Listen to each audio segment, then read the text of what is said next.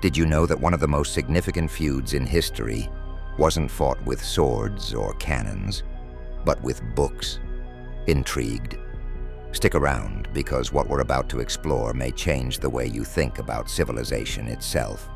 This is the story of the forgotten Folio Feud, a centuries-old battle over books that helped shape the very fabric of our modern world. Picture this. The year is 1453. The Eastern Roman Empire, also known as the Byzantine Empire, is under siege, crumbling before the mighty Ottoman army. The fall of Constantinople was not only the end of an empire, it marked the beginning of a chain reaction that would transform the cultural and intellectual landscape of Europe forever. But hidden behind the sands of time and the annals of traditional history lies an explosive tale of greed, sabotage, espionage, and intellectual rivalry centered on a treasure trove of ancient manuscripts. Let's zoom into the libraries of Constantinople.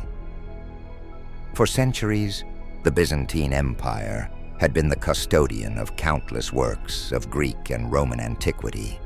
These weren't just dusty shelves lined with old scrolls.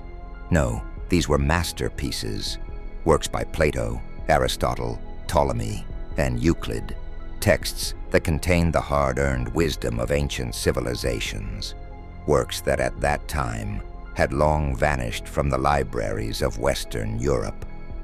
The West was deep in the so-called Dark Ages, and these manuscripts represented a bridge, a lifeline of knowledge that had been lost to time. Now imagine the fall of Constantinople threw hundreds, if not thousands, of these ancient manuscripts into circulation. But who got their hands on these priceless texts? Here's where things get interesting. Many were stolen outright, smuggled, and sold to the highest bidder, often disguised or falsified to hide their significance. Merchants and scholars from the burgeoning Western Renaissance rushed to lay claim to these ancient texts. But the chaos sparked a bitter intellectual feud. Just who owned these texts, and more importantly, who had the right to translate and interpret them? The rivalry came to a head in Florence, Italy, where two major figures and their followers were locked in an intellectual Cold War. On one side, you had Lorenzo Valla, a brilliant humanist scholar known for his razor-sharp critique of established church doctrines. On the other, there was George of Trebizond, a Byzantine émigré who believed that Greek was the superior language and that only he could bring justice to these manuscripts through translation. The stakes, they couldn't have been higher.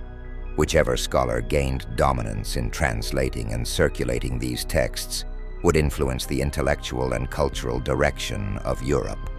Imagine having control not just over the past, but over the future, shaping what ideas and knowledge humanity would build upon for centuries to come. Here's an example to blow your mind. Aristotle's works on ethics and politics became one of the most hotly contested series of texts during this feud. The Trebizond camp argued that Aristotle's insights justified monarchical, even authoritarian rule, while Valla and his circle saw Aristotle's texts as a way to argue for self-rule and republican governance. These debates didn't just stay on paper. They influenced kings, queens, and popes as Europe was entering the age of exploration and nascent democracy. But let's rewind a bit. Did you know that during this period, manuscripts were guarded like state secrets? In one infamous incident, a merchant trying to smuggle a manuscript was poisoned mid-journey. Another story involves a rival scholar sneaking into a library to vandalize texts so his competitors wouldn't be able to interpret them accurately. Yes, the fight for knowledge during this time was as cutthroat as any battlefield. Meanwhile, the Vatican entered the fray.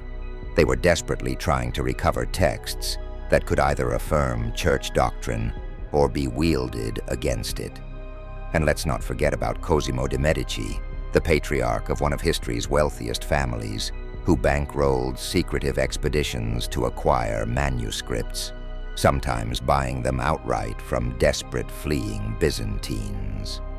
Florence turned into a simmering pressure cooker of intellect, scandal, and ambition, hosting what was effectively the earliest arms race. But instead of missiles, the weapons were words. The plot thickens when we learn about the mysterious Codex Sigma, a rumored anthology of lost works from Homer to Hippocrates. It was said to contain medical cures that could have revolutionized medieval science. Stories say Codex Sigma passed through multiple hands, but its trail went cold somewhere in Venice. Conspiracy theorists to this day wonder if it was purposefully destroyed to keep its secrets hidden. Others believe fragments of it may be tucked away in obscure private collections. The feud between Valla and Trebizond eventually grew so intense that Pope Nicholas V had to intervene, commissioning his own translations and threatening harsh punishments for anyone caught disputing the legitimacy of the Vatican-approved versions. This, in essence, became the precursor to what we now think of as intellectual property disputes.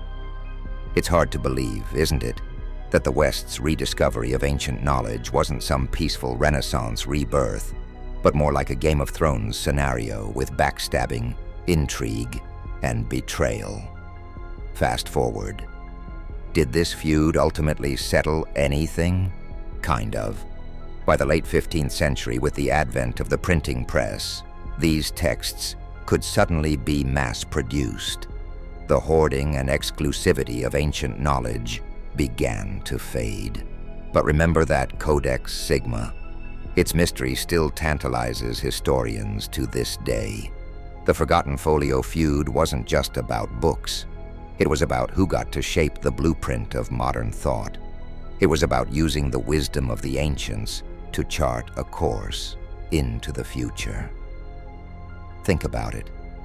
What if some of the manuscripts stolen during this time are still hidden? What if the course of history has been influenced by the specific works that got translated and passed down? So the next time you pick up a philosophy book or read about the origins of democratic principles, remember, it's not just an idea handed down easily through generations. It's part of an age-old battle over who gets to tell the story of civilization itself. What do you think? Could there still be priceless ancient texts waiting to be uncovered? Texts that could turn our understanding of the world upside down? Drop your thoughts in the comments below, and don't forget to subscribe and hit that bell icon for more fascinating history.